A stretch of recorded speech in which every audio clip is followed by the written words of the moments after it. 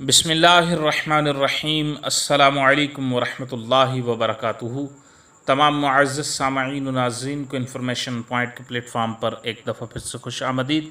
सामईन व नाज़रीन, हमारी आज की वीडियो के अंदर हम जानेंगे क्या रसूलुल्लाह सल्लल्लाहु अलैहि वसल्लम की तरफ से कुर्बानी कर सकते हैं।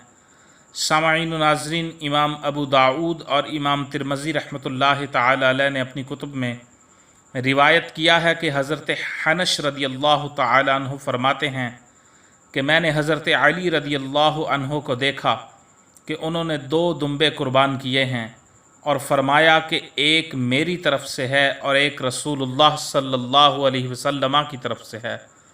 मैंने उनसे इसके बारे में गुफ्तगू की तो उन्होंने फरमाया कि हुज़ूर सल्लल्लाहु अलैहि वसल्लम ने मुझे इसका हुक्म दिया है और मैं इस अमल को कभी ना छोड़ूंगा। ये अबू दाऊद और तिरमिज़ी की रिवायत है कि हज़रत अली ने 2 दुम्बे कुर्बान किए, एक अपनी तरफ से और एक रसूलुल्लाह सल्लल्लाहु अलैहि वसल्लम की तरफ से। और जब हज़रत हनश ने उनसे इस बारे में पूछा तो उन्होंने फरमाया मुझे इसका हुक्म दिया गया है और मैं इस अमल को कभी भी तर्क नहीं करूँगा।